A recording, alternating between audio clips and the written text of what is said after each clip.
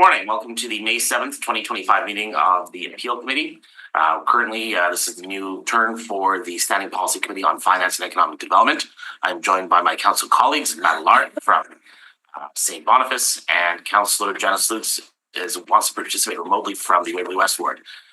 Councillor Allard, could you move a motion to permit Councillor Lutz to participate remotely in today's meeting? So moved. Thank you. All those in favor? Aye. Opposed? Carried. I, at this time, would like to acknowledge that we are in Treaty 1 territory, the home and traditional lands of the Anishinaabe, Innu, and Lakota peoples, and in the national homeland of the Red River Métis. Our drinking water comes from Shoal Lake 40 First Nation in Treaty 3 territory. Councillor Lukes, could you move that the minutes of the meeting held on April 23rd, 2025 be taken as read and confirmed? So moved.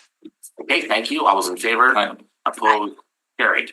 I will. We also have a staff with us here today at today's meeting. Brendan Harris is the committee clerk, and Donna Kane is here with Planning, Property, and Development. Clerk, could you please share with the room the process and how we'll be going through today's proceedings?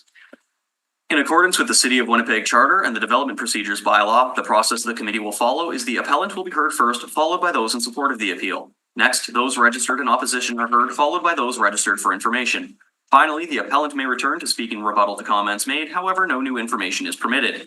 Please note that when your name is called, it's your opportunity to speak. However, you are not obligated to do so. For a more in-depth overview of the public hearing process and other information pertaining to what happens before, during, and after a public hearing, please consult the City Clerk's Department website. Please note all public hearings are recorded and will be a part of the public record. Should you have any questions after the hearings have concluded, please contact the City Clerk's Department. Item 1 is an appeal against the decision of the Director of Planning, Property and Development to approve a variance for 39 Bishops Lane under file DAV 118900A/2025B. Members of the committee, please note a communication was received in opposition to the appeal, which has been distributed to all members of the committee. All participants have been muted and will only be permitted to speak when called upon. Once you've been heard, you can either remain in the Zoom meeting and continue to watch live via the city's YouTube channel. If any participants are currently watching the live meeting on YouTube, please mute your audio player now. I'll turn it over to the administration for a brief overview. Morning. Good morning. Good day, councillors and Mr. Clerk. The subject site is located on the north side of Bishops Lane, west of Overdale Drive, in the recent neighborhood of Ridgedale within the Assiniboia community. 39 Bishops Lane is an interior lot. It is 183 feet wide by 462 feet deep along the east property line and 451 feet deep along the west property line. It is approximately 64,980 square feet in area. The applicant is proposing to construct a storage shed 19 by 25 feet in the front yard. Variances are required for the front yard setback, building height, and total combined floor area of all accessory structures. It is recommended that the appeal be rejected. This concludes my summary. However, I'd be happy to answer any questions. Any questions of the public service? Not yet. I don't have any yet, but. Okay. Councillor Allard? No questions. Okay. We will then call forward the appellant. So at this time, we will call forward the appellant who is joining us via Zoom, Bill Weisgerber. If you'd like to unmute, you'll have up to 5 minutes to make your presentation after you state your name. Okay, my name is Phil Weisker. Just wanted to check audio. Can everyone hear me? We can hear you great. Yes. Please proceed. Perfect. So I just wanted to reiterate, I guess, my appeal to the variance request. Just kind of pointing at Appendix A in the document that was already covered off. Just under the neighborhood context. First off, the property is mentioned to be on Bishop's Line west of Overdale Drive. I believe they probably meant Oakdale there, so just a mistake in that. On the location, the property, is noted to be 183 feet wide by 462 and 451 feet. And there is a one-story, 3,748 square foot single-family dwelling that was built in 2024. So just kind of going back to my, original appeal to it, there's a request for a setback variance to only have 32 feet to the front of the house. Part of that is this house was just built last year, so it seems the variance is being requested purely on the basis of, potentially poor planning and not understanding that, hey, I even wanted this, or this is something that, this storage shed is an added requirement. Coupled with the fact that that lot is 462 to 451 feet deep, which really poses the question, if it is just a garden shed and a yard maintenance storage shed, why couldn't it be put behind the property instead on the front of the property facing the street? My second point too, or another point there is, if we go down to the development analysis issues, the extra storage space is noted to be for yard maintenance. There's also another multi-car garage on the property, plus an attached garage, plus this shed now, which really makes me less willing to, not appeal the variance request. And then lastly, there's a note there on page 1 of Appendix A. The complete community's direction strategy of our Winnipeg supports compatible infill development and renovation as a reinvestment in a mature community that often has a rejuvenating effect, encouraging additional investments in the neighborhood. First off, I don't understand how this qualifies as infill housing. Like, there was a house previously on the property that was demolished to make way for the new house that was built in 2024 and is still under construction. And then secondly, I'm not quite sure I understand how building a shed rejuvenates property in a neighborhood. Kind of my last point, just pointing to figure 4 in the package that was provided. This is a typical view with cars, trucks, demolition bins, and whatever else that have really resulted in a destroyed road, a sunken shoulder, damage to neighboring properties, and some of the culverts across from the property. That are really frustrating, I think, to our entire neighborhood. My concern is, really more construction is going to continue to set back our community, because once this construction has started about 2 years ago, there's been a dramatic decrease for a lot of young families with letting their kids play on the front street, which has really resulted in less interactions because everyone now goes to their backyard because it's no longer safe when we have, dump trucks, cement trucks, demolition bins. No one can ride their scooters down the street anymore because we've, essentially it's that the road that we're sitting on in Bishop's Lane is not zoned for really heavy trucks. So really the reasons behind my appeal, just for your information, just to, sum up my points, one is this is just going to extend the construction period, for something that seems like it wasn't planned well. They could be put in other locations on the property. And, and secondly, really from my own personal opinion, there's an eyesore that is unnecessary. If I was to ask for a variance to a setback and build a giant shed in my front yard, I would surely be denied. Some of the reasons given by the planner, it's a river property. They're limited in the development space, but I don't really believe that is a true, situation, especially when we have a lot that's 450 to 462 feet deep. And essentially that's, kind of a summary of my appeal, and thank you for letting me speak. Thank you. Any questions to the appellant? Okay, you'll have an opportunity to respond to what's been said here during the rest of the hearing. So thank you very much. I guess, is there anybody else who's here in favor of the appeal? Anybody else here in favor of the appeal? Okay, then we go to those in opposition to the appeal. Correct. We can call forward the applicant first, Braden Funk. If you'd like to come forward, you'll have up to 5 minutes to make your presentation. After you state your name, you just go to the end of the table there.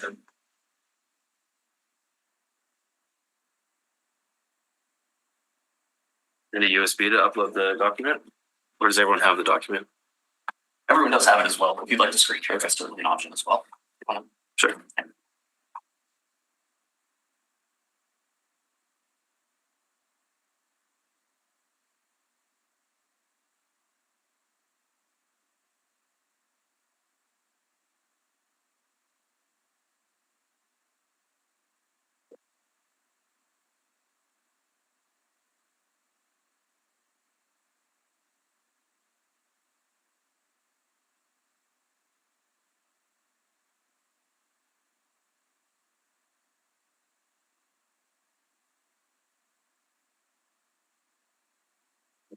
Okay, if you can state your name and address for the record, please. My name is Braden Funk. My work address is 520 Academy Road, Okay. Winnipeg. Is this your house, or? No, this is not my house. Okay. So, good morning, everybody. My name is Braden Funk. I am the project manager working on the residential construction project at 39 Bishop's Lane. I work for Harris Builders and am presenting this information in support of the proposed development variance on behalf of the 39 Bishop's Lane property owners, project architect, and the project landscape architect. As per the appeal that was sent to us on April 11, 2025, the main reason the appeal was submitted was due to the lack of information provided around what is happening with the existing landscaping, specifically the trees, alongside the south property line and the southeast corner of the property. Today I would like to clarify the final intentions of the landscape design in this corner of the property and highlight what we are doing to protect the existing trees and further decrease the visibility of this accessory shed from the neighboring properties. So pulled up on the screen here, presenting a few drawings. So this first titled Landscape Demo Plan. This is a full property view of 39 and 55. This drawing indicates the demo plan of what's being removed to make way for the new design. And so in this drawing, we can see I that actually don't think we have this yet. It's not in the report. Do you have hard copies at all, or? Was this included in the submission you had provided? yeah, I've sent you the email with the PDF of all of this. So that should be in what I've sent. Oh, there's one of those weird links, right? Yes, Yeah, I don't do those links. Okay. I can send a, I can send Okay. a. I have a second hard copy if you It's want. fine, it's fine. So Yeah, at the Councilor Moore. bottom east corner, we can see that this area is being protected as we are not planning to remove or demolish any of the existing trees. The blue line around the trees actually indicates the tree protection that we have worked with an arborist as well as the landscape architect on the job to make sure we are following every step that we can to make sure we're saving the trees throughout construction and in the end.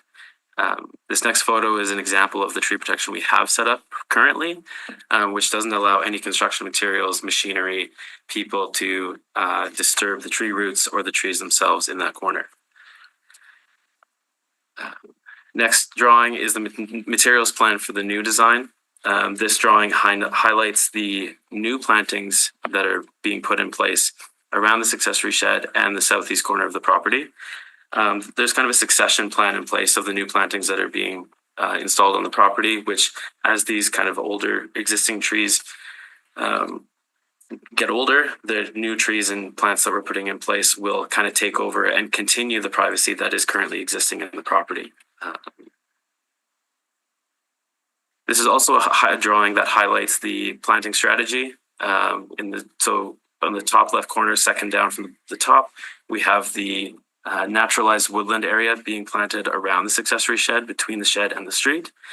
This will help to provide more privacy from the shed itself from the neighboring properties. Also, we have been working with an arborist on the entire property. They have gone through the entire property and provided us with a report on the quality of the existing trees. The quality of the trees in this corner are, most of them are good, some of them are poor, but we are doing as best we can to mitigate any damage done to these trees, and we are working with the arborist at the same time on how to best practices for protecting the trees. The next image shows the exterior cladding materials of this accessory shed building. The materials that have been spec'd for the shed are Tyndall stone, Tecu oxide copper siding, Swiss Pro paneling, and Douglas fir glulamps and beams. This kind of shows that the materials that are being put on the building are very high quality and aesthetic, and it's not just your typical shed aesthetic. This is an example of the detached garage building that was spoken about on the 55 Bishops Lane property.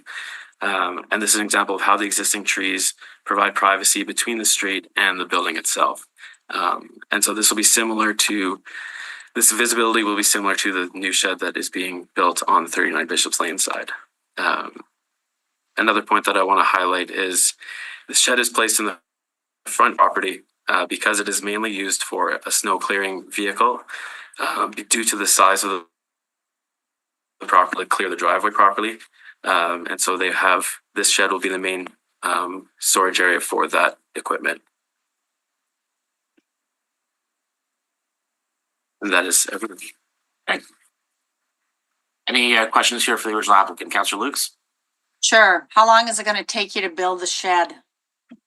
This shed would only take us approximately 4 months to build. The shed would take 4 months to build.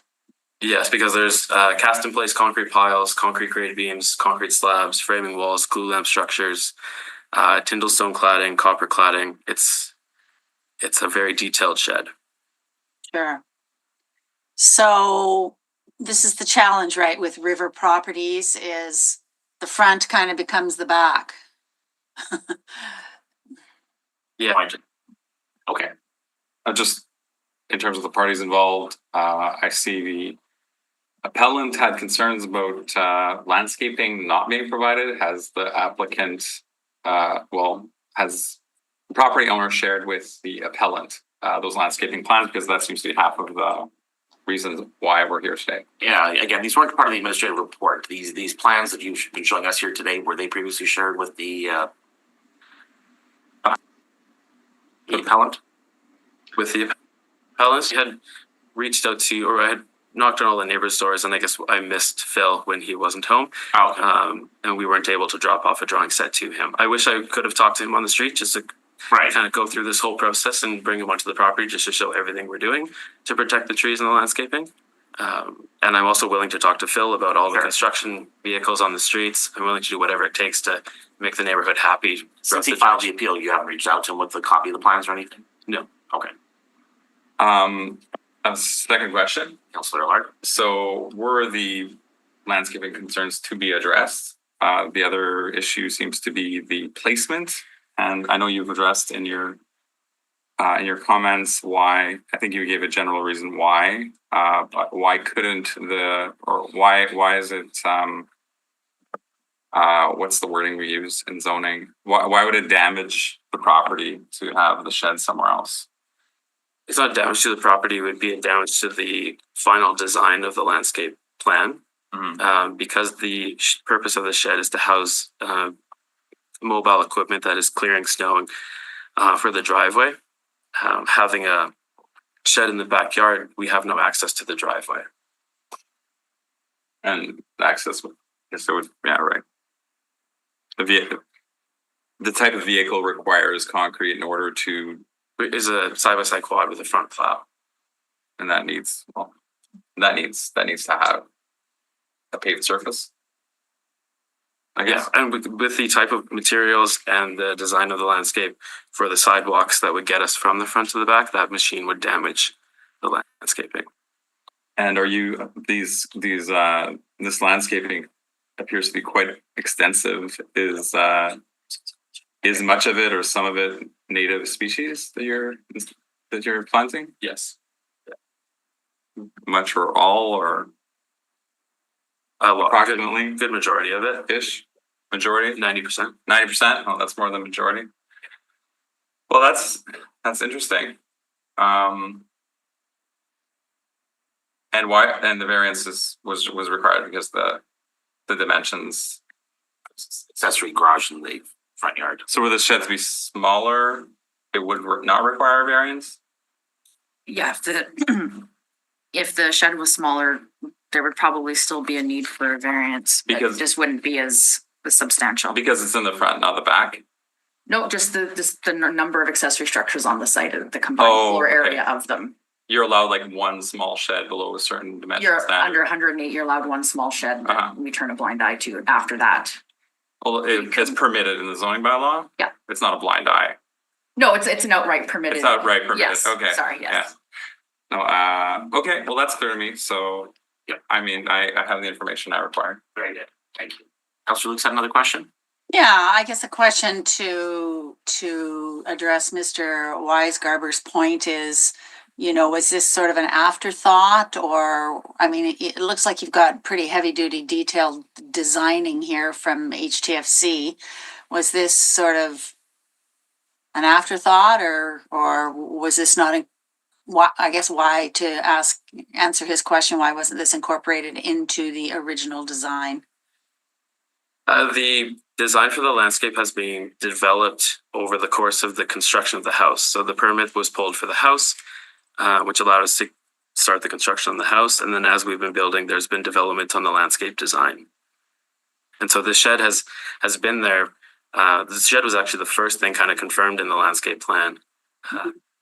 And so this is, as the project, this is a massive, very large project and things keep changing and growing.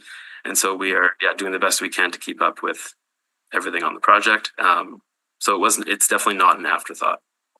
Okay, and then I guess the question is, you've got an existing accessory building. It's not a hexagon shape, but it's sort of a funny shape, I guess, not a square, right, at the back in This that one? diagram. Yeah. Yes. So that's not a storage facility of any kind? No, that's what we call the gazebo. So there's a sitting area inside with a fireplace. Got it. Okay. Okay, yeah, I mean, river lots, I live in an area where there's river lots, they end up sort of being backwards, right? The front becomes the back because of the river. So it's good to see there's a lot of native plants and a lot of vegetation going in, so that's good. Okay, I have no more questions related to the appeal. I mean, very much. just for the sake of argument, I heard copper oxide and Tyndall for building materials. Like, in terms of aesthetics, are those not? I mean, I can't think of something. I don't know what the house looks like, but on its own, that sounds like something that's most people would say is nice.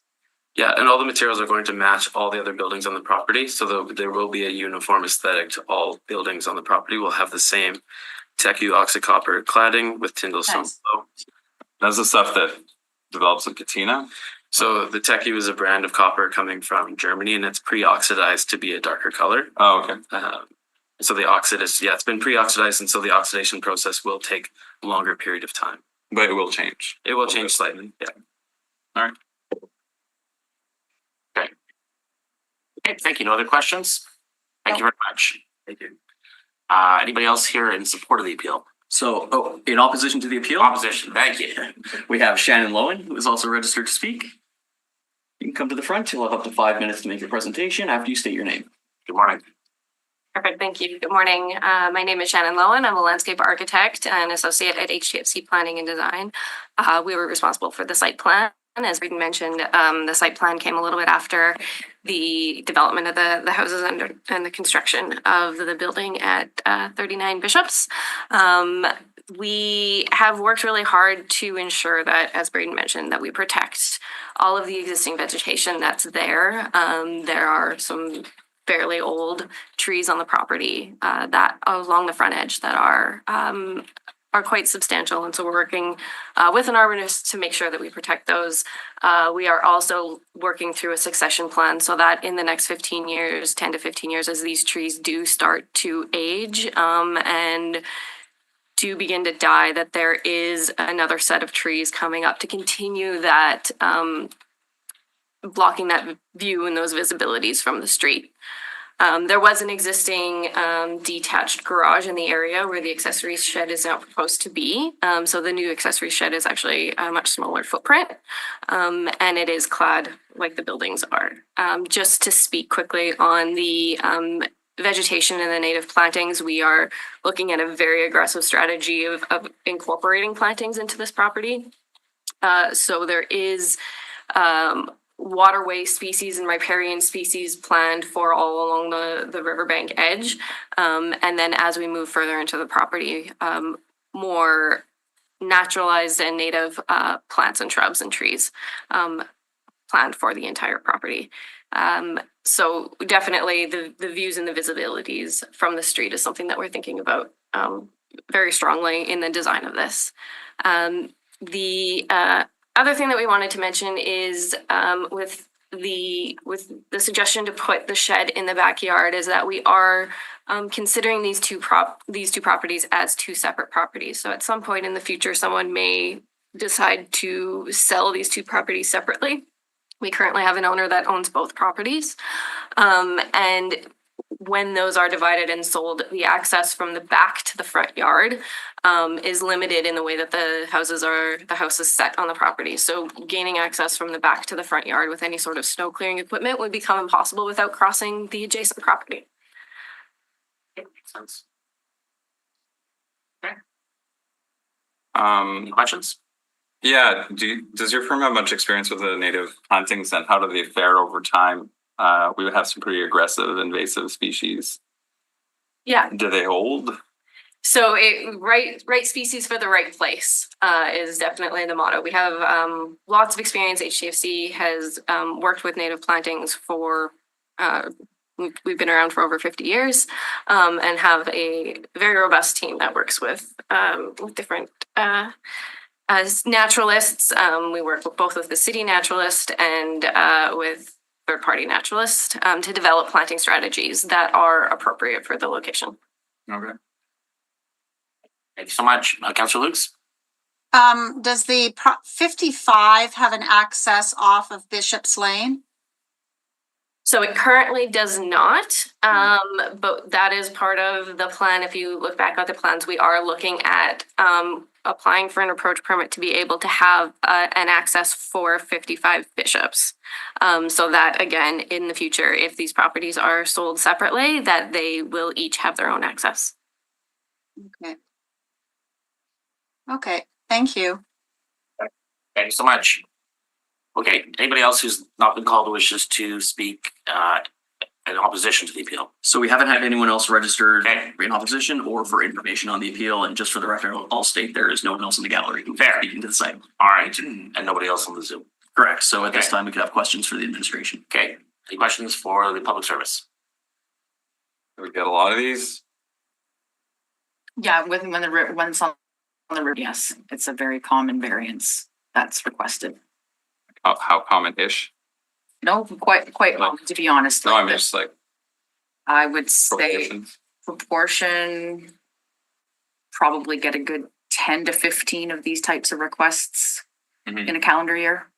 Okay, Depending on the development, oftentimes it's an addition to a house, but if they're all riverfront, and that's all the main issue is because this house constructed, it is probably at the threshold at the rear of the property where it can safely be constructed. Anything behind it most likely wouldn't be safe in the end, ultimately. and On the river. On the river, yeah, due to flooding, potential flooding. and these are usually granted. Yes. Okay. Kingston Row has the largest proportion of them, to be honest. I've seen more on Kingston Row than I have anywhere else, but And then are some denied? not often are they denied, no. Okay, all right. Okay, those are my questions. Okay, thank you. Councillor Luke's hands up there, see? I'm just ready to make a motion if someone wants to make it. We actually do need to call back the appellant. Oh, got it. Okay. Okay, no more questions of the public service, then we will return to the appellant. You can now respond to anything that's been brought up. Yeah, just a couple of points on things that are brought up. You know, I guess the shed is noted to be for snow clearing equipment. The previous owner of the property always had a contractor, and you know, for someone who's building such a substantial property, you know, are they clearing snow themselves? It just seems like, you know, I'm a pretty common person. Like, you know, I got a shovel and I clear my driveway, but I can't imagine this individual would be using the quad with a blade on it. So, you know, perhaps they have a contractor who's going to come and drive that equipment on there. You know, I'd be more than willing, Brendan, you know, he mentioned he stopped by my place, but I wasn't home. But like, one of the big frustrations I think among the entire street is there's not an easy who to call. There's a big sign that says Harris Builders, and it doesn't really have a number. You know, I guess I could go on Google and figure out who to phone and get connected through. But, you know, it would be really great if some of the plans could be shared, I think, amongst the, you know, the neighborhood on, you know, some of the exciting things that you're going to be doing with the landscaping that you talked about. And then just the last thing I just mentioned, you know, I think Ms. Kane was just mentioning we have 10 to 15 requests a year for variances like this, you know, for potential flooding. You know, they mentioned most of them are on Kingston Row. Like, the river banks on this side are hugely high, probably some of the highest grades that we have in the entire city. So I don't really, you know, see that, you know, a prevention is for, you know, potential flooding. Just seems like kind of a, you know, not really a, you know, a valid concern to me, just in light of the geographical location of this specific lot. Just, Any questions? well, just on one of the points, like, does it matter who uses the tractor to clear the No, snow? it's not relevant. I mean, I know somebody who was on a 6-figure salary on a pension. They loved driving their mower. You know, that was like one of their things. I'm not sure that's something which we should consider as a reason to deny that the person may have the means to hire someone. Yeah, I guess my concern there would more lie with not the fact that, you know, hey, maybe they enjoy riding a quad to go clear their snow, but the fact that, you know, we're talking about, you know, subdividing the property and, you know, applying for another, you know, approach for 55 Bishop's Lane. You know, this property gets sold, And then essentially this storage shed just becomes another garage, and it's not really for storage. It's just, you know, a giant, you know, another structure on the front of the property to, you know, house more storage. And, you know, maybe there'll be another variance request in the future for another garage that, well, we approved this one 10 years ago. What's another one? Fair enough. Okay, well, what's a garage? What's a shed? This is a 900 square foot shed. This is larger than the first home I bought in the city 20 years ago. Okay. Looks like a pretty fancy street, yeah. Okay, thank you very much. Any other questions? All right, ready for some motions? Councilor Lutz, I- you want to? Oh, Yeah. sorry. No, I don't, Councilor Luke's wants to do it. Or do you want it? Doesn't matter. I have to load up the scripts. Okay, I've got it here. Yeah. That the Winnipeg Public Service, to advise that all statutory, or do I read that? No, I guess not. That the report of the Winnipeg Public Service be taken as read. All those in favor? Aye. Opposed, carried. That the receipt of public representations be concluded. All those in favor? Aye. Opposed, carried. That in accordance with subsection 2473 of the City Winnipeg Charter, the variance is consistent with Plan Winnipeg and any applicable secondary plan. That it does not create a substantial adverse effect on the amenities, use, safety, and convenience of the adjoining property and adjacent area, including an area separated from the property by a street or waterway. It is the minimum modification of a zoning bylaw required to relieve the injurious effect of the zoning bylaw on the applicant's property, and is compatible with the area in which the property to be affected is situated. And my supporting reasons, I guess I'll put my supporting reasons, a couple supporting reasons. The preservation of riverbank property in the city of Winnipeg is very important. HTFC is doing a lot of work to naturalize, and we know that naturalization stabilizes the bank. River properties they're in a bit of an anomaly because they're a backwards property. I live in a flood zone. We haven't had a flood in years, but they do come. So river properties are interesting scenarios in that basically the design of the yard is reversed, but high quality material is being used to build this shed, and extensive vegetation is being placed around it. So those are my supporting reasons. Further comments? Okay, motion's on the floor. All those in favor? Aye. Opposed, carried. I'll move that the appeal be denied and the decision of the Director of Property Planning and Development be concurred in. All those in favor? Aye. Opposed, carried. And I'll move that variance order DAV 1189002025 be Confirmed. confirmed. Be confirmed. All right. In favor? Aye. Opposed, carried. And that the public hearing with respect to this appeal be concluded. All those in favor? Aye. Opposed, carried. Aye. Okay. Motion to adjourn? You have nothing to add? Please note that the committee has made a final decision on the matter, which is not subject to further appeal. Okay. Motion for adjournment. Motion to adjourn? Councilor Lukes, all those in favor? Aye. Aye. Carried. Thank you very much, everybody. Thank you.